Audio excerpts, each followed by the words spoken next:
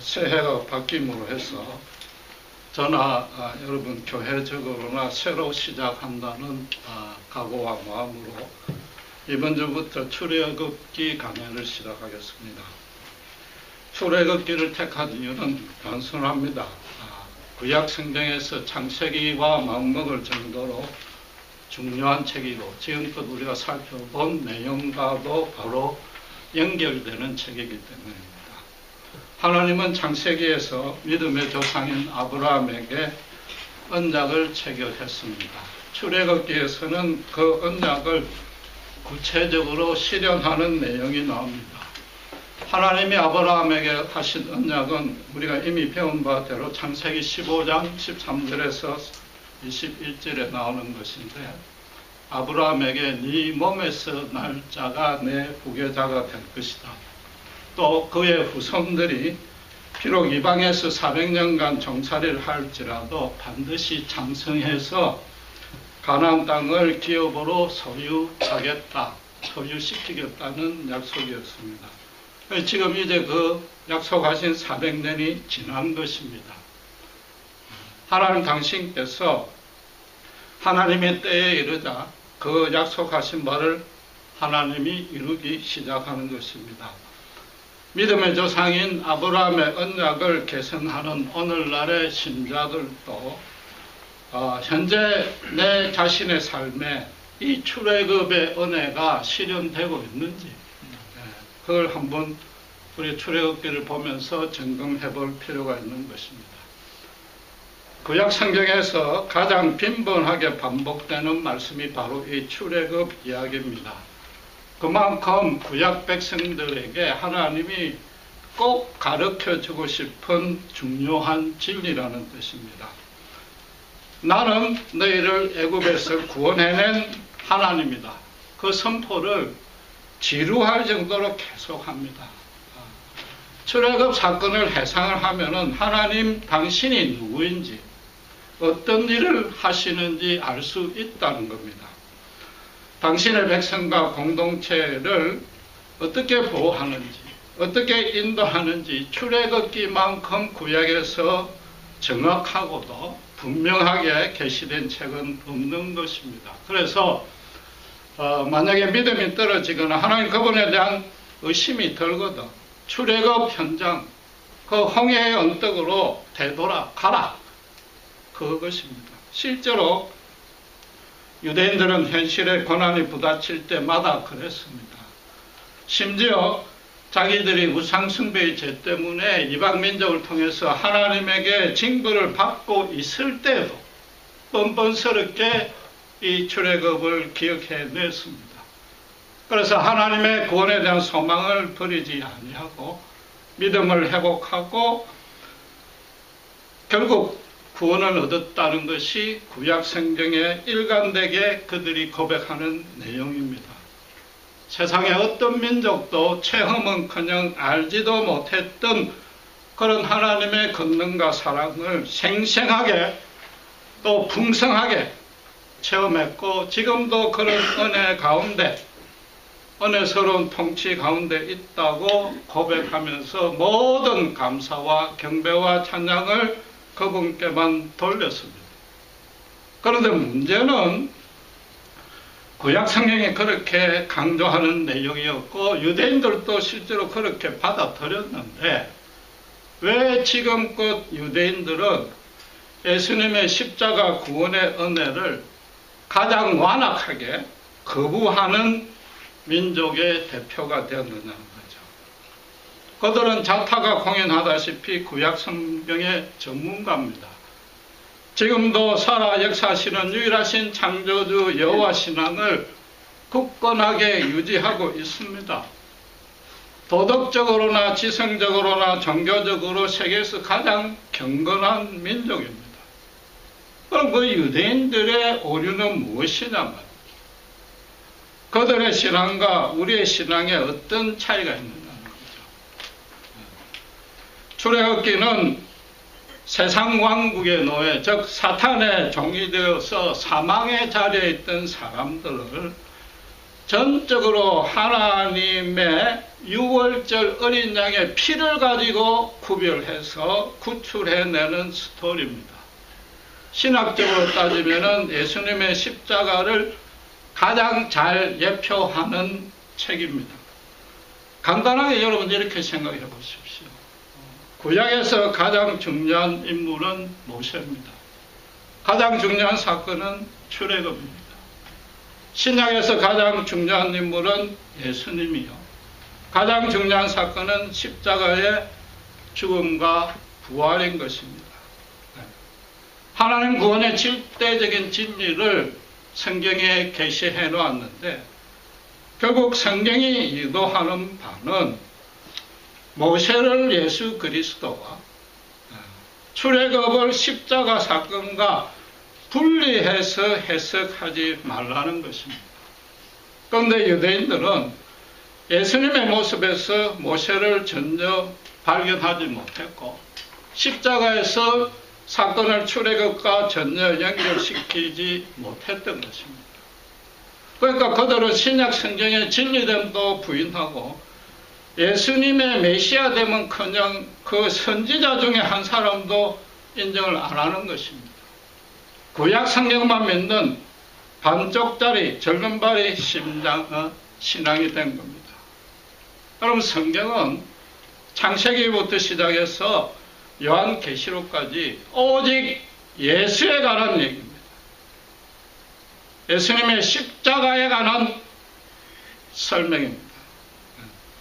인간을 예수님의 십자가에 드러난 그 사랑으로 창조하셨고 지금도 그 사랑으로 힘을 입어야만 살 수 있는 존재가 인간이기 때문에 예수 없이는 창조된 목적을 달성할 수 없고 인간으로서의 창조된 모습답게 살 수 없는 것입니다.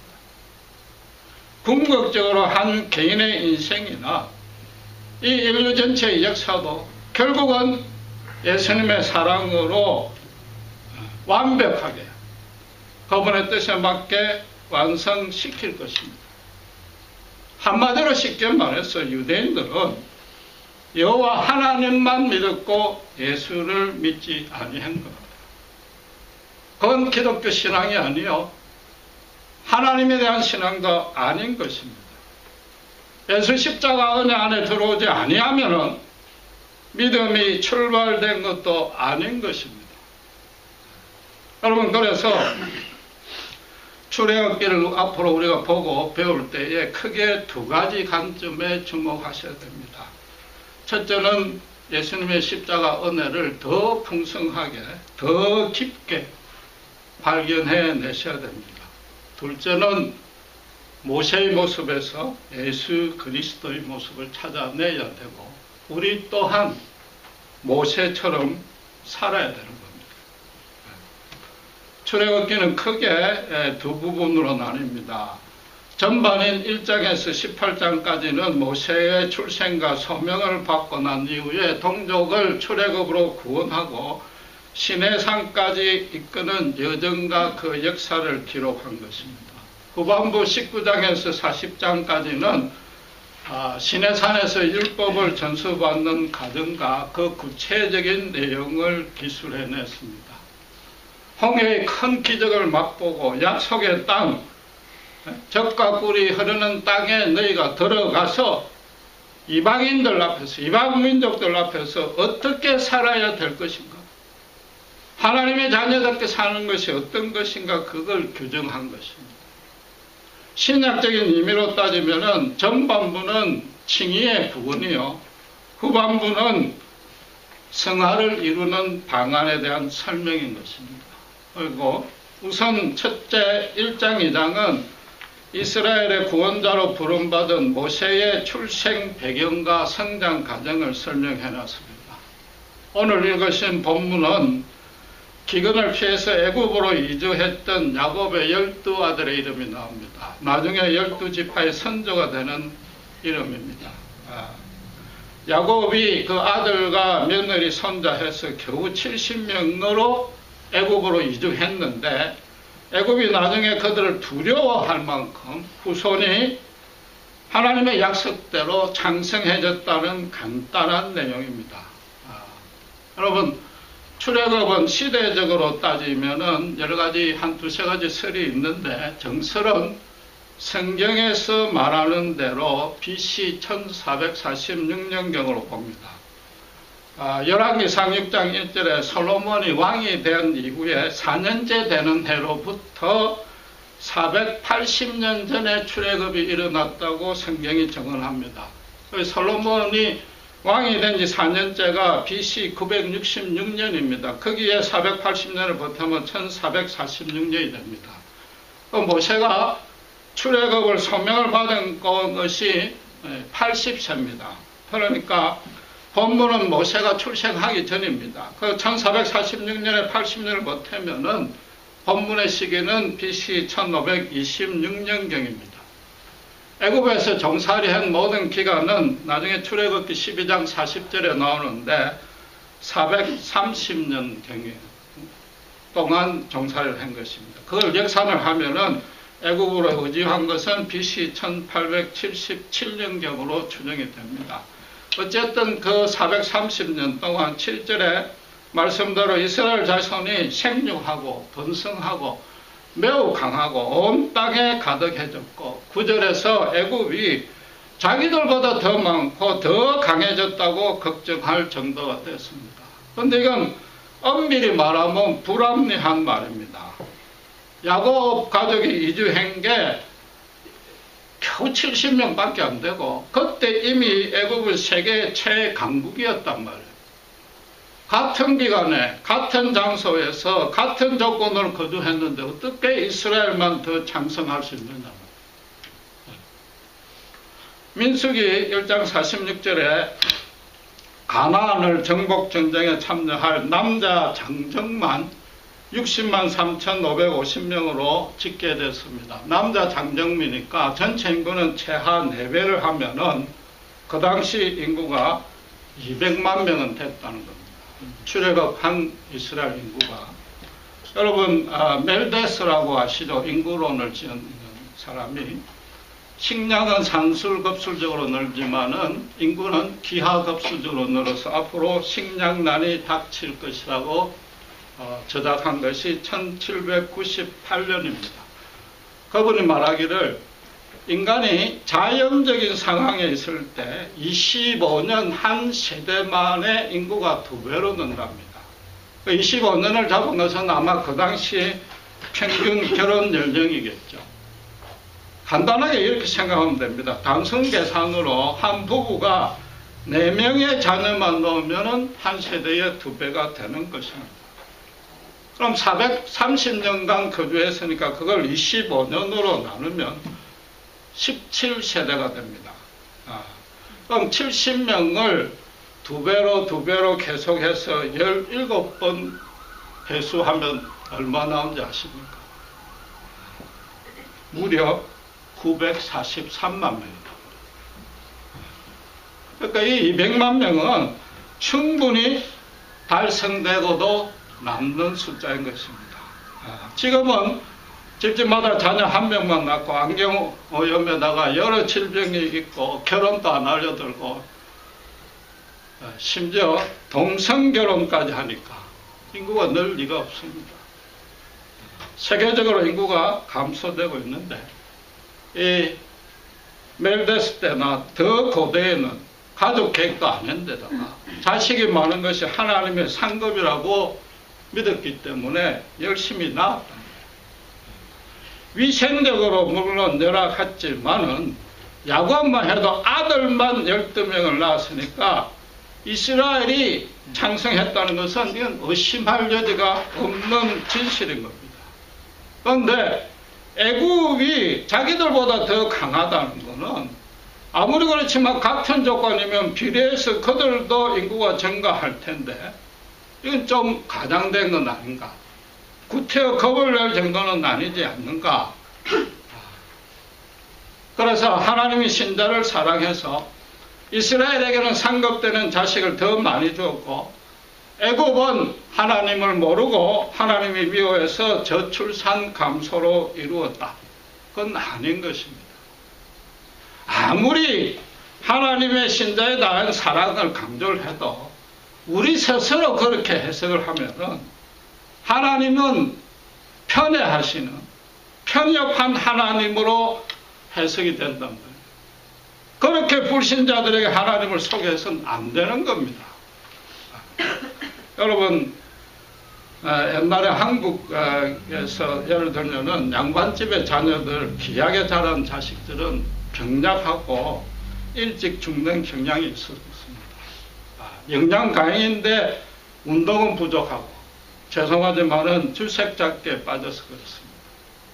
대신에 평민들과 상놈, 죄송하지만 그쪽 자식은 영양은 좀 불실해도 평생 노동으로 강건했기 때문에 강한 체력을 유지하고 더 오래 살았습니다.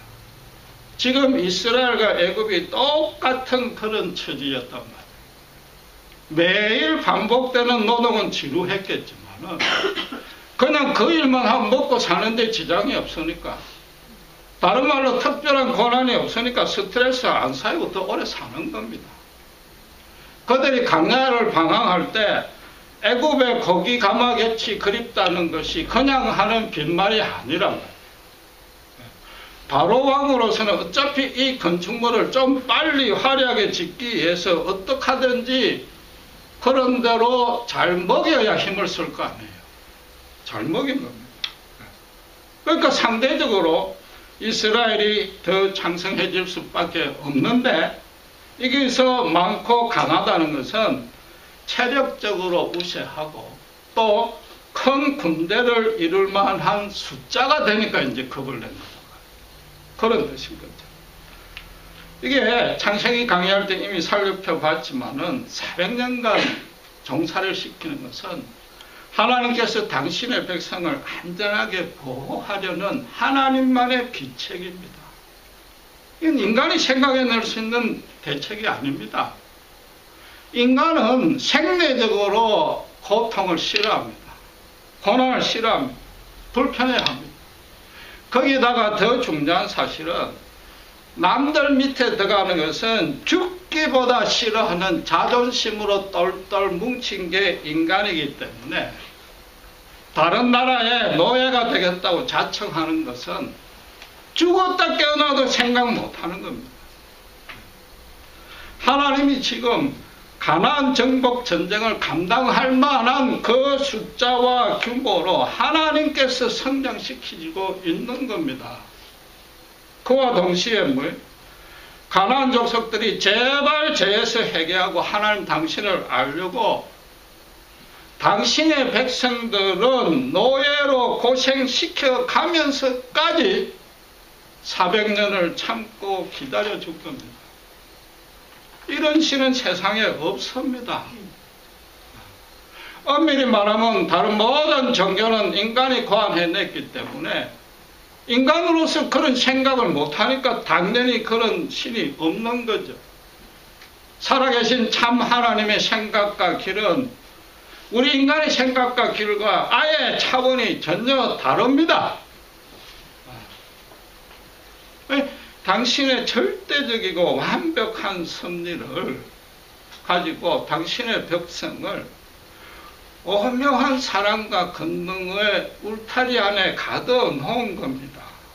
겉으로는 노예로 보일지 몰라도 눈에 안 보이는 그분의 사랑의 레이저박이 감싸 안고 있었단 말이에요. 당신께서 하신 약속을 당신의 이름을 걸고 지금 이루어 나가는 겁니다. 아무리 겉모습이 초라하고 사람들 사이에 멸시를 받고 노예 신분이었지만은 하나님 안에서는 창성할 수밖에 없었던 겁니다. 그래서 어떤 신학자가 출애굽기를 말하기를 죽음을 거부한 한 민족의 이야기다. 또 그와 동시에 자기 백성의 죽음을 거부한 하나님의 이야기다. 그렇게 정의했는데 그와 똑같은 내용입니다. 그대로입니다. 오늘 본문에서 또 하나 주목해야 될 내용이 있는데 이스라엘 12지파 선조의 이름은 다 열거했습니다. 반면에 8절에 보시면은 애굽 왕의 이름은 아예 언급도 안 합니다. 단순히 뭐라고요? 요셉을 알지 못하는 왕이 나왔다고 그랬습니다. 요셉이 여러분 알다시피 애굽 총리가 되어서 그 극심한 기근에서 구출하고 그 위에도 공평정대하게 통치한 공로를 그 사람들이 다 잊어버릴 만큼 이제 세월이 흘렀다는 거죠. 그 이제 구태여 이스라엘에 대해서 미안하거나 고마워하거나 죄책감 느낄 필요 없이 마음껏 학대해도 될 시기가 왔다, 이런 얘기죠. 그것만 설명한 거예요. 애굽의 왕의 이름이 뭔지, 그 사람이 누군지 전혀 얘기를 안 했단 말이에요. 여러분, 창세기와 출애굽기에 애굽 왕에 대한 설명이 나오는 구절이 무려 167번 나오는데 그 왕의 개인 이름은 단 한 번도 지칭 안 했습니다. 오직 바로라는 직분으로만 호칭했단 말이에요. 그러다 보니까 세속 역사가들이 애굽 왕의 이름도 없으니까 그 기록이 역사성이 진실성이 없는 거 아니냐 의심을 제기했습니다만 명세기 종교 경전에 167번이나 거짓말할 일은 없고 그런 거짓말하는 종교가 세계적인 종교도 될 수 없으며 더 중요한 것은 그런 거짓말로 가지고 그 극악한 자, 저같이 교만이 하늘에 찌르던 자, 하늘 무서운 자 몰랐던 완악한 자를 변화시킬 수는 절대로 없는 겁니다. 유대인들이 자기 대적이니까 바로의 이름을 기록해서 지은 것 아니냐 하지만 그것도 말이 안 되는 게 우리가 한국 역사서를 보면은 이토 히로부미, 도요토미 히데요시 분명하게 명기해 놨잖아요. 너희 후손들 선조의 치욕스러운 역사를 잊지 말라. 이런 더 기록해야죠. 성경에 기록하는 것은 인간적으로 봐서 그건 우리의 생각이고 그렇게 반발한 것은 우리 생각일 뿐이고 하나님의 절대적인 진리를 성령의 영감으로 계시해 놨는데 바로의 이름이 없다는 것도 철두철미 하나님의 관점에 기록했기 때문에 그런 거다. 대신에 여러분 15절에 보시면은 고대에는 인구조사에도 들어가지 아니했고 좀 죄송하지만 사람 취급도 안 받은 여자, 그것도 비천한 직분인 유대 산파 십보라와 보아는 정확하게 이름을 밝혀놨습니다. 예수님의 족보에도 이방 여인과 세상에서 손가락질 받는 죄 많은 여인의 이름을 당당하게 등재해놨습니다. 반면에 바로는 세상에서 재물이나 권세나 명예로 아무리 최고라도 지금으로 치면은 미국의 오바마, 트럼프 정도가 될지라도 하나님은 모른다 이 말입니다. 하나님은 그 사람들한테 관심을 두지 아니한단 말이에요. 그들을 하나님 눈에는 한 개인의 온전한 인격체로 보지 아니하는 겁니다. 그냥 인간 사회가 굴러가는 기계에 톱니바퀴 하나 정도로만 불과하답니다. 대신에 당신의 백성들의 이름은 일일이 기억하십니다. 지금도 당신께서 1:1로 교제하고 동행하시는 온전한 한 사람, 정말로 고귀한 한 사람, 그런 인격체로 우리를 대우하신단 말이에요. 거기다가 당신의 일을 대행하실 청직이요, 동력자로 우리를 세우는 겁니다. 우리를 직분으로 부르지 아니한단 말이에요. 박목사라고 부르지 아니한단 말이에요. 그건 인간의 평가입니다.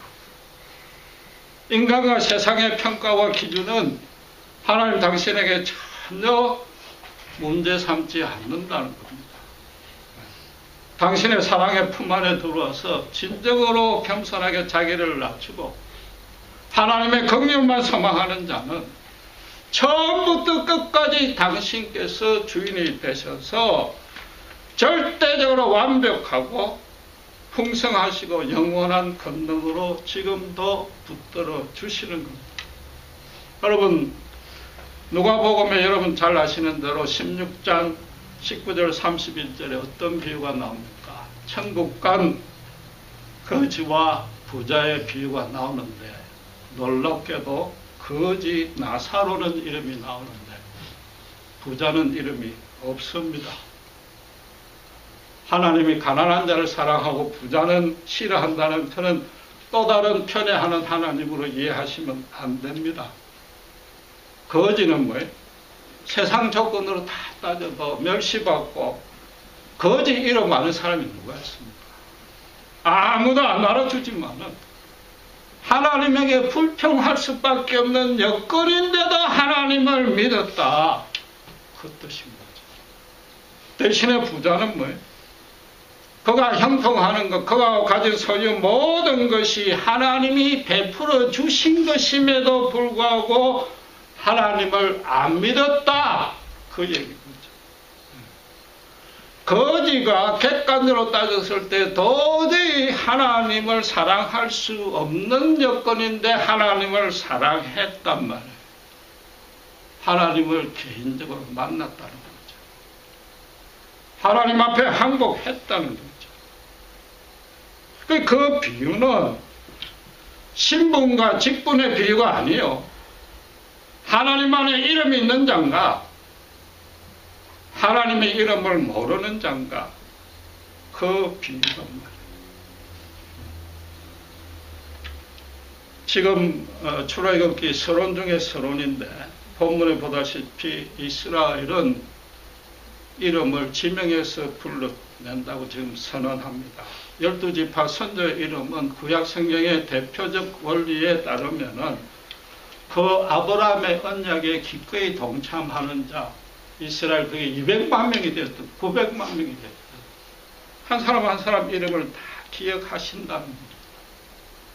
지금 산파나 모세나 하나님 안에서 동일한 신분과 위치와 자격과 권능을 가진 똑같이 고귀한 인격체라는 겁니다.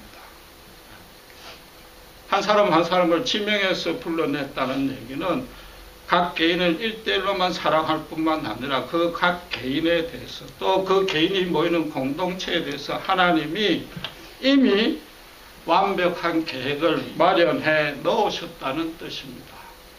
그러니까 출애굽기 나중에 19장에 보면은 모세에게 하나님이 그 계획을 밝힙니다. 당신의 소유가 될 것이요, 당신에 대해서 제사장 나라가 될 것이라고 했습니다. 아브라함에게 내가 모든 민족의 복의 근원이라 될 것이라는 그 언약을 조금 더 구체화시킨 것입니다. 그러니까 지금 이스라엘이 실패한 이유가 밝혀진 겁니다. 그들은 지명에서 불림받았다, 하나님의 소유가 되었다는 그 점에만 초점을 맞추고 지명에서 불러낸 목적인 제사장 나라 되는 데는 전혀 관심이 없었단 말이에요. 내가 하나님의 소유가 되었단 말이에요. 당신의 백성이 되었으니까 이제는 거기에 맞는 복을 주세요. 우리만 사랑하세요. 모든 민족 앞에 차별하는 하나님이라고, 편협한 사랑을 보이는 하나님이라고 그들이 소개한 것이죠. 우리 신약 신자도 본질상 하나님의 진노의 자녀입니다. 오늘 본문식으로 말하면은 그분의 지명을 받지 못했던 민족이었으나 예수님의 십자가로 인해서 그 중간에 막힌 담이 헐어집니다. 그래서 어떻게 됩니까? 하나님과 화목해 되었습니다. 하나님의 소유가 되었습니다. 그리고 어떻게? 다른 사람을 하나님과 화목해 시키는 직책을 주셨습니다. 똑같이 제사장 나라의 직분을 주셨단 말이에요. 우리가 이 출애굽기를 보면서 예수님의 십자가를 다시 회상한다는 얘기는 이 동일한 이스라엘의 오류를 범하지 말아야 되는 거죠. 화목된 데만 감사하고 화목시키는 직책에 과연 내가 충성하고 있는가? 얼마나 관심을 갖고 있는가? 내 삶에 실현되고 있는가? 그걸 출애굽기에서 배워야 되는 거죠. 예수님의 십자가 안에 들어오면은 이제는 우리는 죽음을 거부하는 사람이 된 겁니다. 죽음을 두려워하지 않는 사람이 된 것입니다. 우리를 붙드시는 하나님도 우리를 절대로 죽음으로 내몰지 않습니다. 내가 그분을 아는 것보다 그분이 나를 아는 것은 도무지 비교할 수가 없습니다. 내 이름을 기억해 주십니다. 그 이름에 걸맞는 영광스러운 계획이 이미 마련되어 있습니다. 지난주는 우리가 올해 신년초 계획을 어떻게 세우고 어떻게 이룰 것인가 관심을 가졌지만 거기에 대해서 말씀드렸지만 실제로 신자라면 신년초에 하나님이 내게 갖고 계신 계획이 무엇인가? 그걸 먼저 따져봐야죠.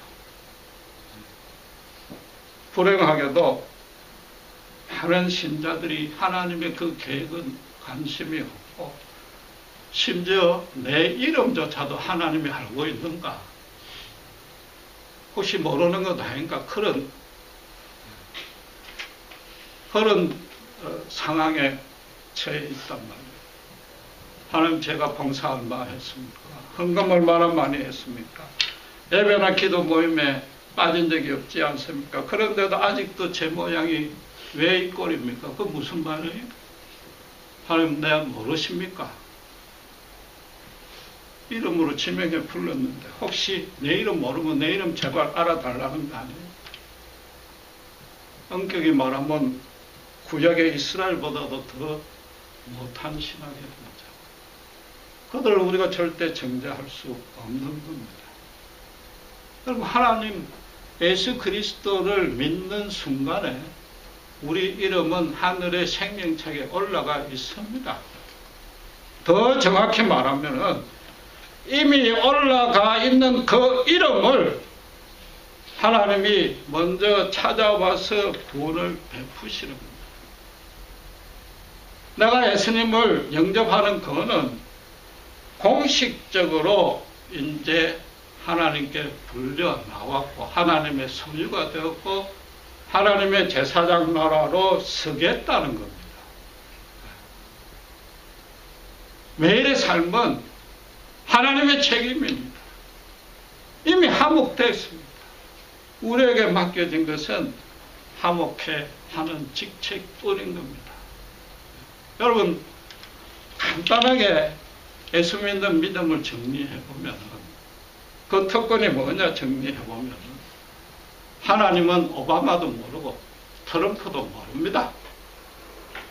목사 입장에서 좀 죄송한 얘기지만은 제가 볼 때 두 사람 다 도무지 거듭났다고는 보이지 않습니다. 대신에 뭐예요? 내 이름은 안단 말이에요. 출애굽의 그 구원의 하나님이 바로 내 하나님이 되었다. 더 이상 그분에 대해 사랑에 대해서 건강에 대해서 염려하실 필요도 없고 이유도 없습니다. 여러분 바울이 말한 그대로 우리는 세상에서 아무리 무명한 자 같아도 하나님 안에서는 모세보의 상으로 더 유명한 자가 이미 된 것입니다. 여러분 올해 우리의 계획은 우리 계획이 아니라 정확히 말해서 하나님이 우리에게 갖고 계신 계획은 딱 하나입니다. 딱 하나. 네? 모세답게 살라는 거죠.